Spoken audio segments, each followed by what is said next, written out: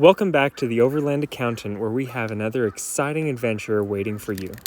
For our first day, we got going early in the morning to be able to get as much distance as we could, and we were able to make it all the way to Omaha, Nebraska, and that's where we stopped for the night.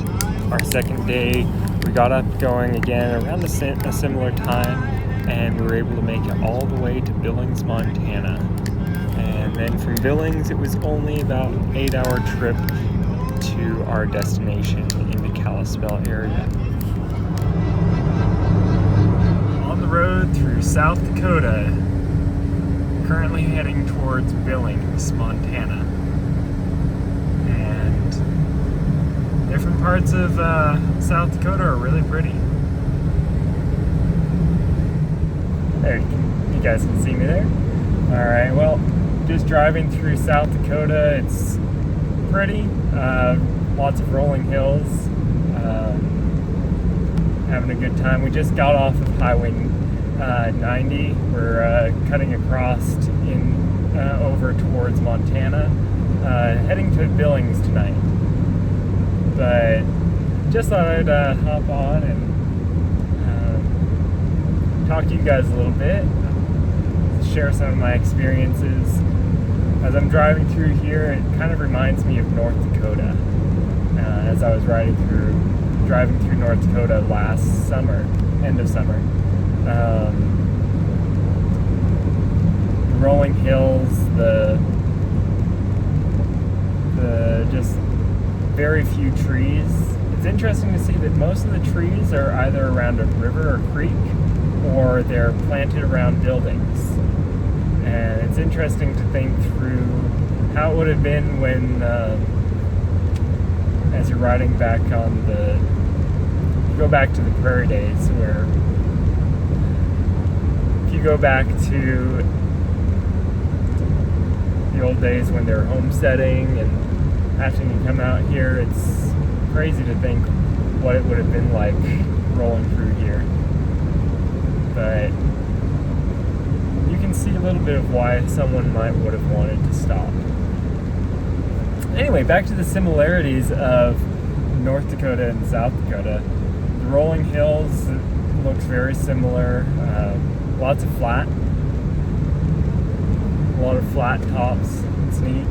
The thing that I'm noticing about South Dakota, though, is it seems like there's maybe a little bit more grass.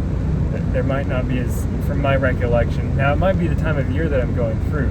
As I was going through the end of August last year, and now it's the beginning of June that I'm traveling through. But it's really interesting to see the different similarities that you're driving through.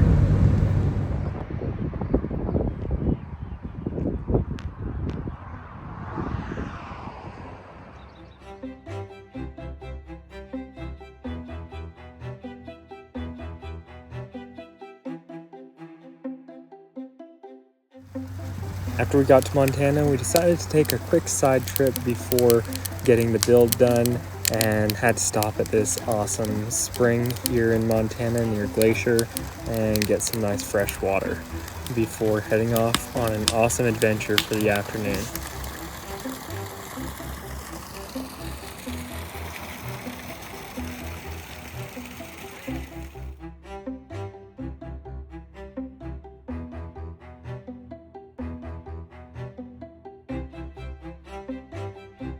All right, Mom, so where are we at? We are entering Hungry Horse Reservoir. Yep, we're entering the Hungry Horse Dam Recreation Area in Flathead National Forest here in Montana, not far outside of Glacier National Park. And so we're just heading into the area, about to pass the dam. And then we're going to head on down the reservoir a little ways and do some exploring. So this will be fun. Although we've been in the area a few times, I've never ventured over here to Hungry Horse, so it's going to be fun to see what it's like.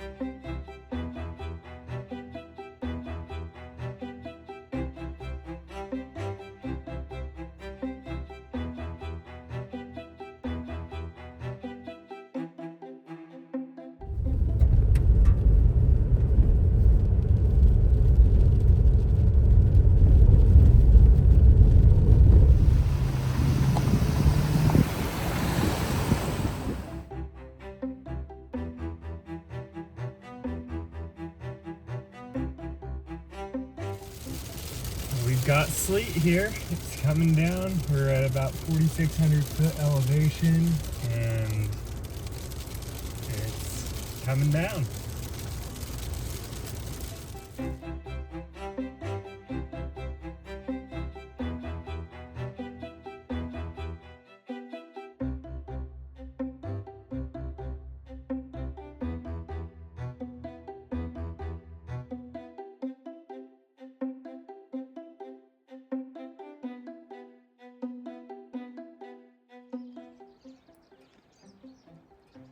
This is Handkerchief Lake, just up here above the Hungry Horse Reservoir.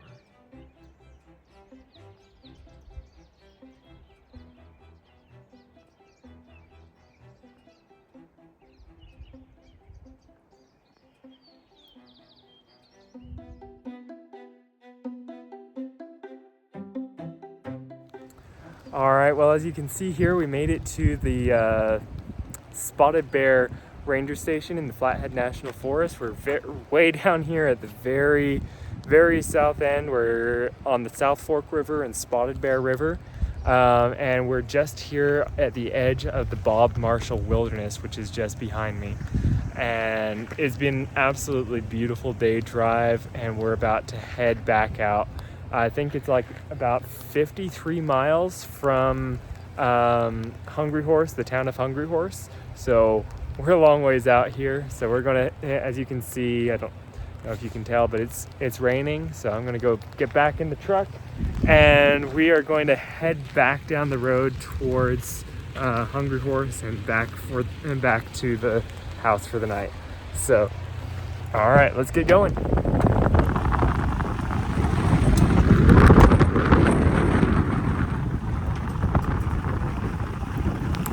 As you can tell, it was an absolutely incredible adventure. We did over 100 miles off-road, and as you can see, the truck got filthy. Which, if you guys are ever thinking of doing some things, make sure you research, figure out what vehicles are needed. I'm driving this lifted Tacoma, has plenty of clearance, which was definitely necessary for some of the sections that we went over. All right, well, that trip was absolutely incredible, and although, yeah, the off-road sections there was some different areas that were a little bit rough, and it definitely got the truck really dirty, but it cleans up just fine. And over the next few days, we spent piecing back together parts of the old truck and got the whole bed system put back in this truck. In the next video, I'll show a little bit of a tour of how this next truck has come together. But as you can see, it's set up. We're here camping just outside of Jasper in Alberta, Canada, and getting ready for our week adventure based out of Lake Louise. It's coming up shortly, so stay tuned for those videos. And if you haven't already, go ahead and hit that subscribe button. It's awesome to see that subscribe count going up and to see you guys enjoying the videos. It's nice to bring others along on the adventure, and for those that maybe can't make it out, maybe won't be able to make it out to these places, it's nice to be able to show you guys this beautiful world we live in.